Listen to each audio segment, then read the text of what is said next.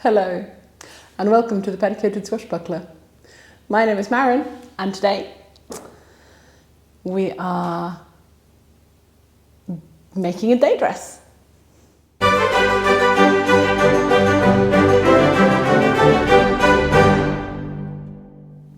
So first of all, if I sound and look like a news presenter or a weather forecast person, sorry about that. It's because I'm at work, which is currently the only place where there's like space and silence for me to film anything, because I've got my flat full of people, which is lovely, but it's not great for live filming. So I stayed at work after hours to borrow the meeting room a little bit. So, very old map. One of the things you find at museums. Welcome to our meeting room. Anyway, I'm going on a romantic trip to Scotland, and I have underwear, I have a ball gown, but I kind of need something to wear on top of my underwear and before the ball gown. So I have some very pretty stripy cotton fabric. And I think it would be so cute. But I was kind of curious if stripes were really very commonly used in the 1830s. So I did some research, and the short answer is heck yeah. There's a lot of stripes, a lot of stripy dresses. It's really beautiful and really lovely stripy dresses.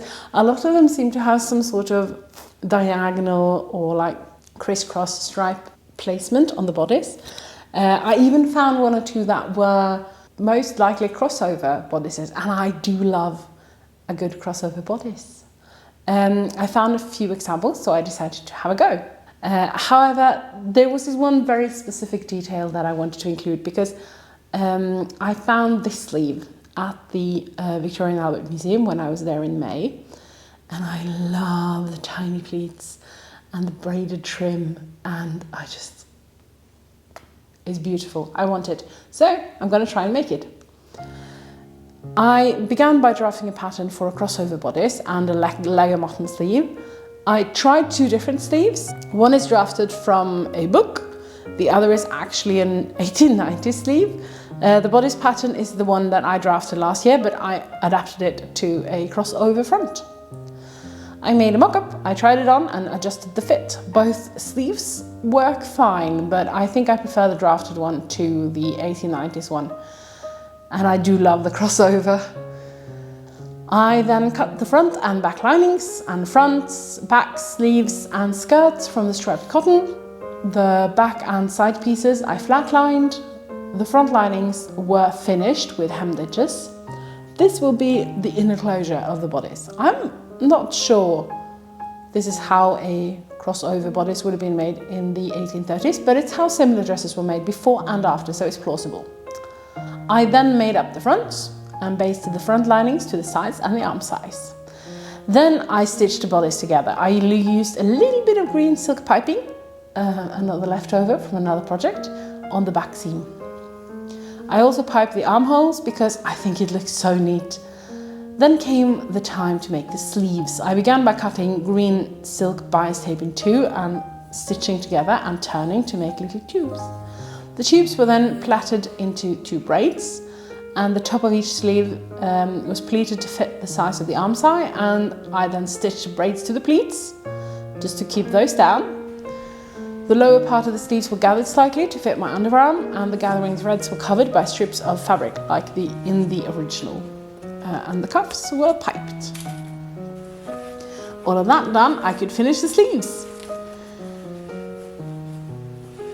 The skirts were stitched together very simply, keeping the side seams open to allow me to reach my tie-on pockets.